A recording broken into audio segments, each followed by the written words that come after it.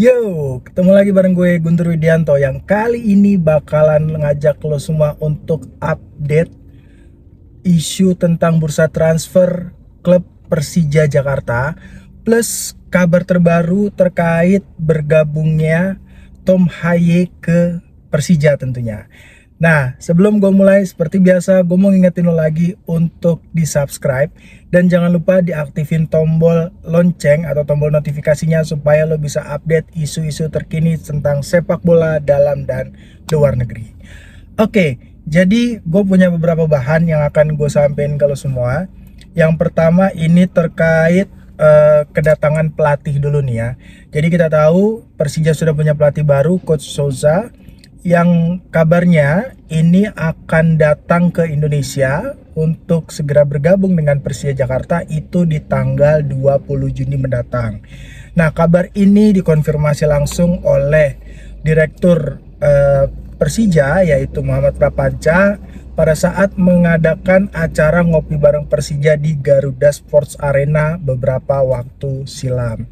Nah, kabarnya Coach Souza ini dia bakalan membawa asisten pelatihnya langsung, jadi langsung satu paket ya dengan asisten pelatih. Plus kabarnya kedatangan Coach Souza ini sudah siap dengan nama-nama pemain baru. Nah, ini gue jamin bakalan seru banget, bakalan rame banget. Tapi sebelum itu gue mau bahas yang lain dulu nih. Terkait kedatangan itu tadi udah, kemudian yang selanjutnya terkait persiapan pramusim dulu ya. Jadi nggak usah langsung ngebut, kita santai-santai dulu. Kita bahas yang ringan-ringan dulu. Gue membahas tentang persiapan pramusimnya Persija. Jadi Persija ini kan kita tahu dia tidak terlibat atau tidak ikut dalam Piala Presiden. Tapi Panca bilang bahwa sudah ada banyak sekali tawaran masuk untuk Persija mengikuti berbagai kompetisi pramusim. Nah, memang sayangnya hingga saat ini Persija masih belum menentukan kira-kira mau ikut kompetisi yang mana. Karena kembali untuk keputusan pramusim ini akan dikembalikan atau diserahkan sepenuhnya kepada pelatih kepala yang baru yaitu Sousa. Nanti dia yang akan menentukan kira-kira Persija apakah perlu mengikuti kompetisi pramusim. Kalau iya, kira-kira kompetisi apa yang akan diikuti. Jadi dari keterangan pihak manajemen itu sudah clear bahwa semuanya akan diserahkan ke Coach Sousa. Nah, sementara untuk latihan perdana sendiri itu Persija baru akan dimulai pada awal Juli.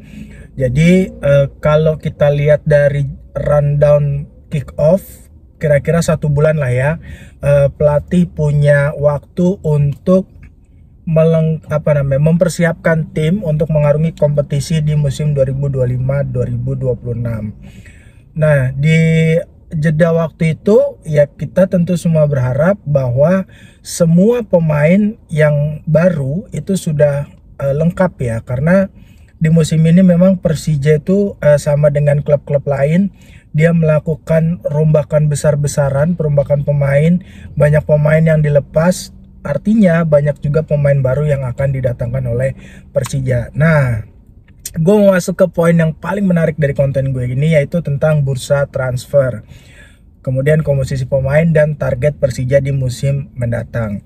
Jadi memang untuk target Persija itu di musim mendatang berbeda dengan musim ini. Kalau musim ini Panca bilang targetnya 4 besar, tapi meleset akhirnya di posisi ke-8. Nah, di musim depan Persija di bawah Coach Sousa itu ditargetkan akan atau harus menjadi juara. Nah, target yang sangat besar, yang sangat tinggi yang diberikan oleh jajaran manajemen. Nah, karena target tinggi itu akhirnya manajemen memberikan keleluasaan penuh terhadap jajaran pelatih untuk menentukan siapa-siapa saja nama-nama pemain yang akan didatangkan untuk memperkuat skuad Macan Kemayoran di musim mendatang.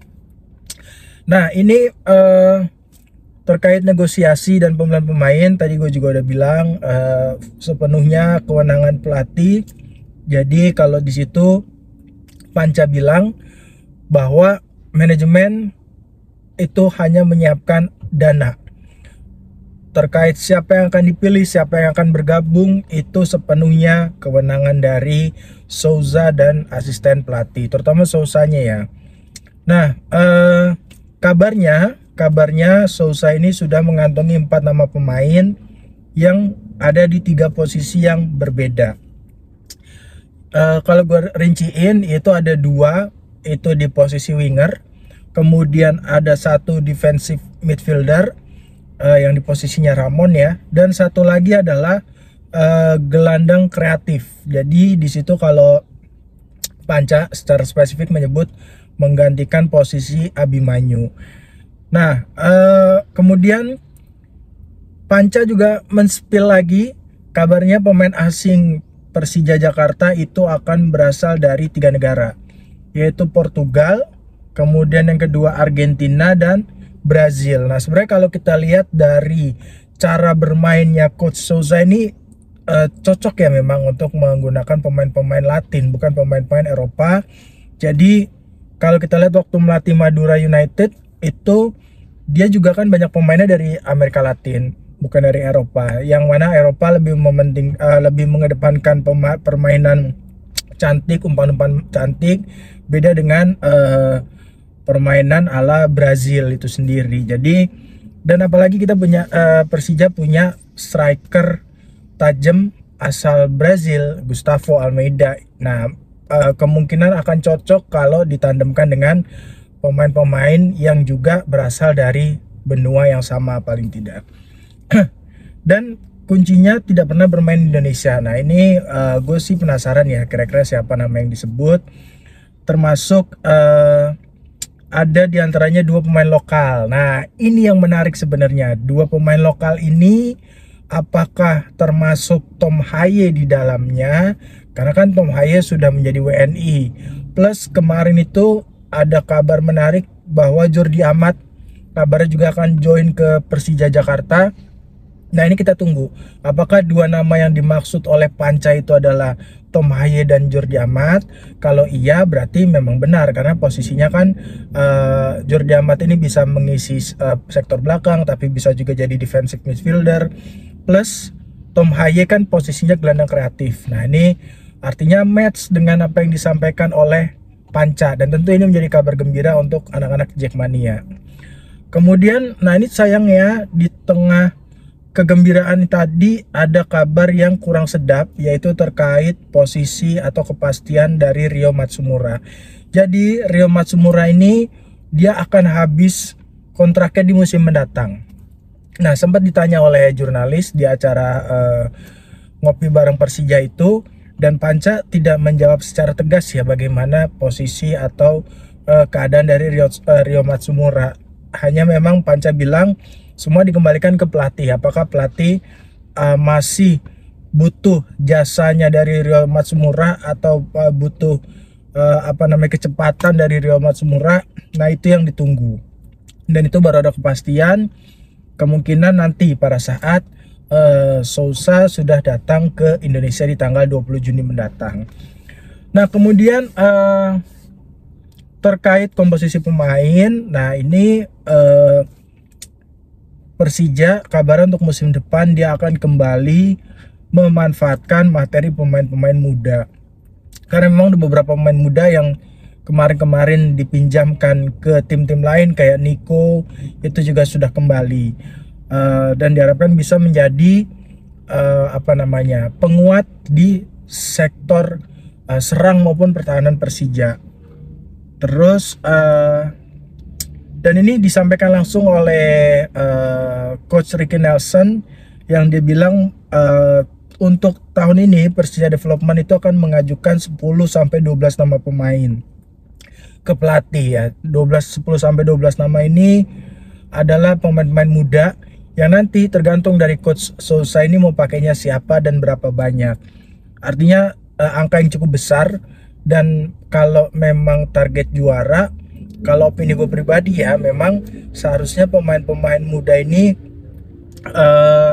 harus didampingi juga oleh pemain-pemain yang matang. Artinya kalau bisa pemain asingnya itu adalah pemain asing yang memang secara kualitas dia bagus, kemudian secara pengalaman dia punya jam terbang tinggi, kemudian dia tahu kultur sepak bola Indonesia gitu. Kenapa itu penting? Karena nanti tandeman mereka adalah pemain-pemain lokal yang rata-rata usianya masih muda, yang mana mereka minim pengalaman, minim jam terbang dan seterusnya. Kemudian Rizky Ridho ini kan kabarnya kontraknya mau habis juga musim depan kalau gua nggak salah ya. Nah, kabarnya Persija sudah menyiapkan kontrak lagi, pembaruan kontrak untuk Rizky Ridho, dan kabarnya itu menjadi hadiah untuk pernikahan Rizky Ridho dalam waktu dekat. Jadi isu yang mengatakan bahwa Rizky Ridho akan pergi ke luar untuk abroad itu secara tidak langsung dibantah ya oleh Prapanca yang secara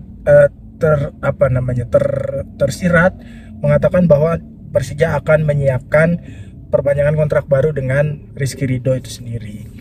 Nah, itu tadi bursa transfer. Sekarang gue masuk ke yang ketiga, yaitu terkait stadion. Ini banyak banget nih yang nanya-nanyain ke gue, Bang, katanya kan gue pernah bikin konten ya, Persija bakal bikin stadion baru. Mana bang, kok sampai sekarang nggak ada kabarnya? Apakah karena isu investor dan lain sebagainya? Ya, gue pikir investor iya menjadi salah satu faktor, cuman memang di situ Panca tidak menyebut secara gamblang, hanya memang dia bilang bahwa keputusan untuk membatalkan pembangunan stadion baru ini lebih karena adanya permintaan dari Gubernur Jakarta, yaitu Bapak Pramono Anung, yang memang kita tahu ya, Pramono Anung ini dia sangat concern terhadap Persija. Beberapa kali kan pemain Persija dipanggil, kemudian diberi motivasi dan sebagainya, dan mereka sudah melakukan penandatanganan kerjasama untuk penggunaan JIS dalam 17 pertandingan home di musim depan. Mudah-mudahan ini terwujud ya. Kalau gue pribadi sih tentu gue nggak terlalu berharap muluk-muluk, apalagi di tengah kondisi yang sekarang ekonomi kita yang sedang melemah. Tentunya ya siapa yang nggak pengen punya stadion baru, tapi kan banyak hal-hal politik di dalamnya, faktor ekonomi juga. Ya kita lihat aja misalnya kota Milan itu 2 klub 1 stadion, itu kan bukan berarti kedua-duanya nggak pengen bikin baru, tapi kan memang banyak persoalan politik di dalamnya, termasuk apalagi di Jakarta. Nah makanya solusi terbaik dan tercepat ya dia balik lagi menggunakan JIS. Hanya memang harus dipastikan bahwa selama 17 pertandingan itu JIS Persija bisa main di JIS. Kenapa harus dipastikan? Karena ngaruh ke beban atau moralitas tim. Dengan dia bermain permanen di JIS kan moralitas pemain juga akan cenderung naik. Dan JIS itu masih jadi stadion yang sangat angker untuk klub-klub lain, dan Persija bisa banyak meraih poin maksimal di situ. Jadi tentunya sebagai sesama Jackmania juga, semua Jackmania harusnya berdoa dan berharap yang terbaik untuk Persija, termasuk salah satunya ya untuk sementara permanen dulu aja deh main di JIS, kira-kira gitu. Oke, sekian dulu konten informasi dari gue, updatean dari gue. Seperti biasa, kalau lo punya pendapat, kritik atau saran, lo bebas banget nulis di kolom komentar. Gue pamit undur diri dulu, bye.